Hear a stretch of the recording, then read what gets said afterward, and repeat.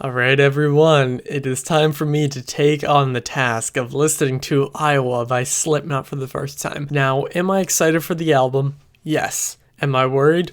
Maybe a little bit, but I think that's all okay because I know that people either really love this album or they're not really a fan of it. I do hope I kind of sway towards the side of liking it because I did really like that first album. I didn't love it, but there are songs on there that I loved. But I've also heard that this one has a ton of like the super heavy stuff. I think it's supposed to be like their heaviest work to date. I know that Volume 3 is, by many people, consider it their best one, but I know like the hardcore nu metal fans really love this one, so I do hope I like it. I mean, the cover is very iconic. I do know this cover and I've seen it multiple times, and I recognize a few songs on here just by the name, but I don't actually know any of them. But yes, I am excited to listen to this. Now, this album is quite long though. It's over an hour long, and there's one song that's even over 15 minutes on here, which I think will probably be the longest song to date that I've listened to, at least on like a rock album or anything. But I just keep watching videos of Corey Taylor. I was watching them before even making this because I'm weird like this, and I kind of like, can't think of what the word is right now, but I take more time than I should to make this. Like, holy fuck, what's the word? I procrastinate. That's the word I'm looking for. I procrastinate a lot while making these videos, and I don't know, there's just something about it that takes me a lot of time, but now I'm finally listening to it. There are 14 tracks on here. The album came out on August 28th, 2001. It is an hour and 6 minutes, and those tracks are 515, People Equal Shit, Disaster Piece, My Plague, Everything Ends, The Heteric Anthem, Gently, Left Behind, The Shape, I Am Hated, Skin Ticket, New Abortion, Metabolic, and Iowa. Now, Iowa is the song that is over 15 minutes long, and I'm pretty sure that's where they all came from. I know for sure Corey Taylor came from Iowa, and it's a really long song, and I've heard things about People Equal Shit or Disaster Piece, The Heteric Anthem, Left Behind, and I am excited for the album. You know, again, a little bit worried, but I am excited, and I think that this one will open just like the first one did, just because it has just 5:15. It's 59 seconds long, so it'll just probably have some little things in there, but I'll be back in an hour and 6 minutes.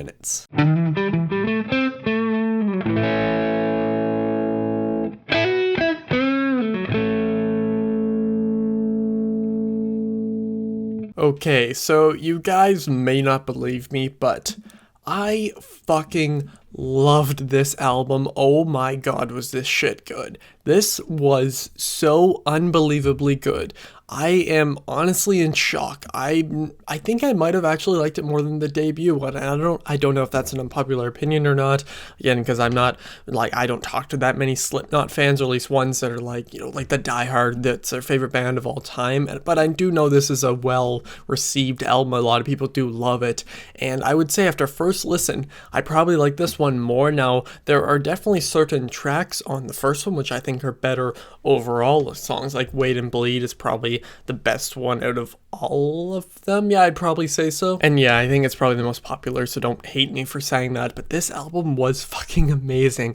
Oh my god. And yes, I will acknowledge the whole thing I do know about this, about how painful this album was to record, like physically, mentally, everything, and I was very concerned when the first track started. I was like, oh god, what have I gotten myself into? And after I looked it up, I learned that it was actually, I think, Sid or one of the members just completely breaking down in the studio after some loss. I have chills talking about it. Oh my god. And they just recorded that and started off the album. Yet it set the tone for the album so well. And I always talk about this with movies. Obviously, look behind me.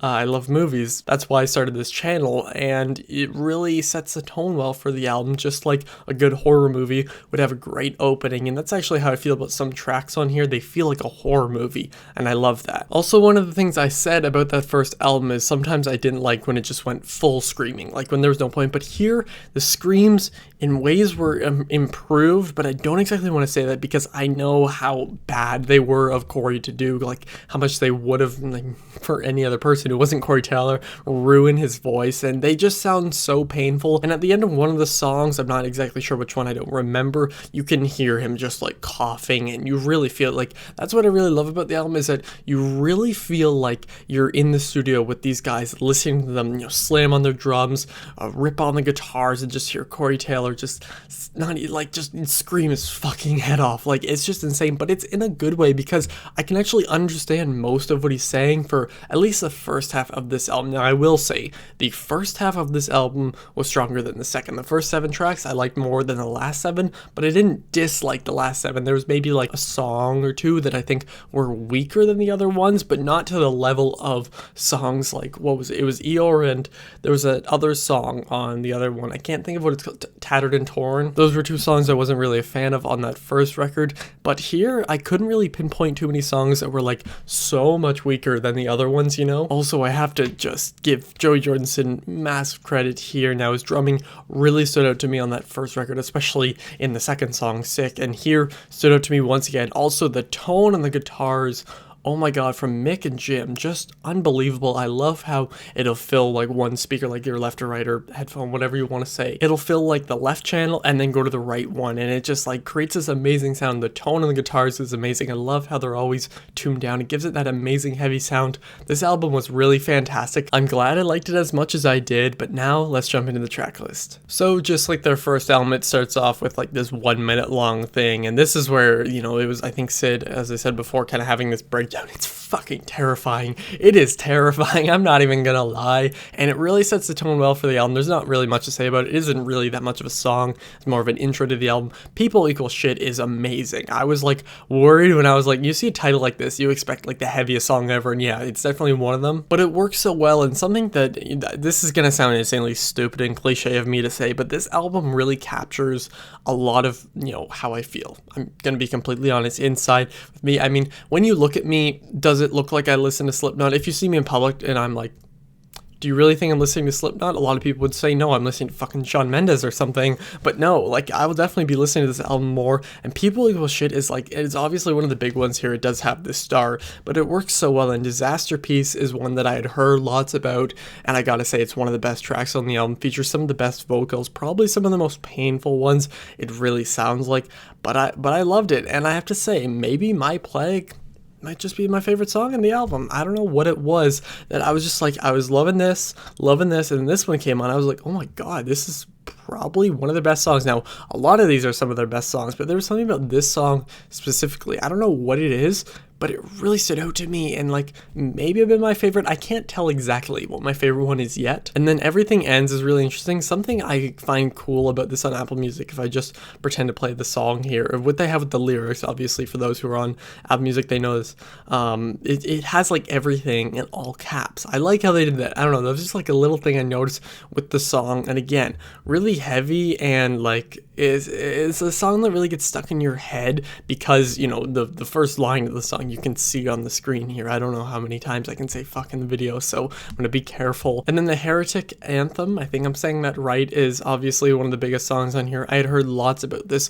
This one was painful but phenomenal. Like, easily probably definitely top 5 tracks on the album. I mean, it's really fantastic, and at the very end of the song, this one might be the one where you can hear like Corey coughing and basically sounds like he's dying. And I did read about how Corey Taylor, warning for those who are just watching my videos and don't really know much, this is going to be some heavy stuff in this video, not just the album. But Corey used to not only get stripped down naked, I read this, but he also used to cut himself with broken glass. And at the end of the song, you can hear, I think, one of the candles or something breaking, and I watched this video. I'll link it down below. I don't know if I can show it in the video, and it just sounds so painful, yet it really works so well with a song like this. And I looked up the stuff about what heretic means, and it's something about like going against, like being in a religion, but like not believing, something like that. I don't know how to explain it exactly. And then Gently is also a really great song, not one that sticks with me as much as probably any of the other ones. I mean, besides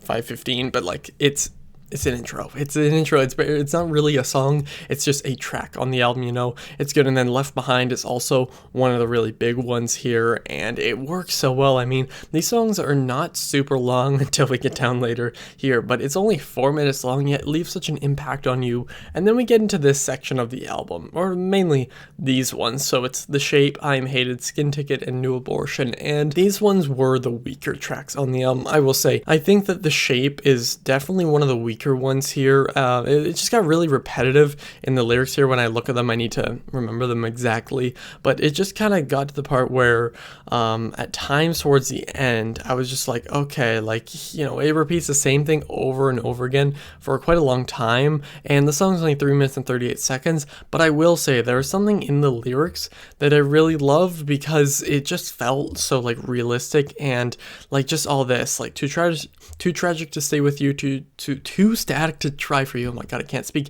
These scars they swallow hard. The part of the past that's hollow and dark, too horrid to kill for you, too sordid to die with you. Like just something like that. Unstable is always come down. Everything else is just dust and sound. Like those lyrics are heavy as hell. So I like the first half of the song more so than the end. And when we talk about repetition, that's what I Am Hated is. And this one probably was my least favorite on it. And again, not a bad song, one that is very entertaining and very like it puts you in the moment here. It works well with the rest of the songs and like creates the feel for the album.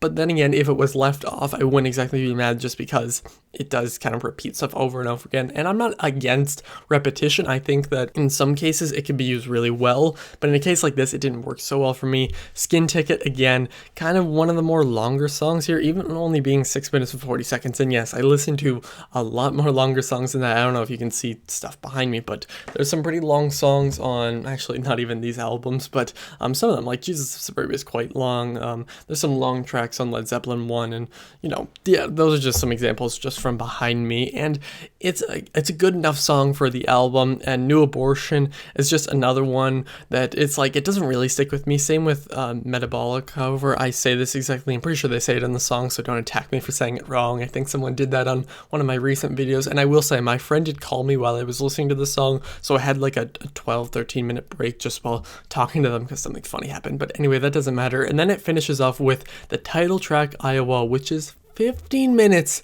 and 2 seconds, which is just crazy to me. It really caps off the album well, but in such a different way than you'd expect, because yeah, it's a 15-minute song, which I think is probably the longest song I've heard from like a regular, you know, rock metal, new metal, whatever album like that, like album that I've listened to all the way through. Yet, actually no, some Pink Floyd ones would have been longer. I should have thought of that. Some of the Pink Floyd ones would be a little bit longer, but like it works so well because this is where I really felt like I was listening to a horror movie.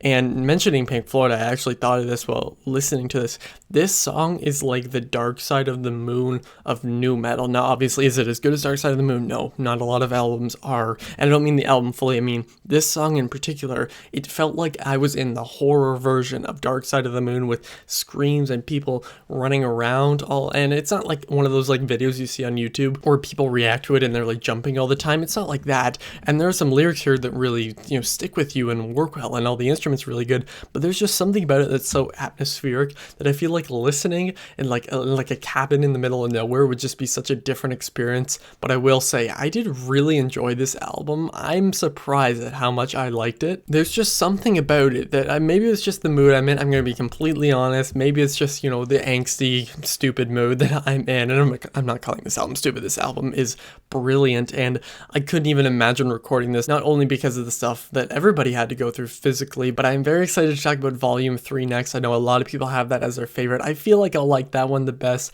and I'm not 100% sure if I like this more than the self-titled one. I'm gonna have to give them both a listen again, and just like the self-titled one, I could definitely listen to this album over again, but I wouldn't add every single song from it to a playlist.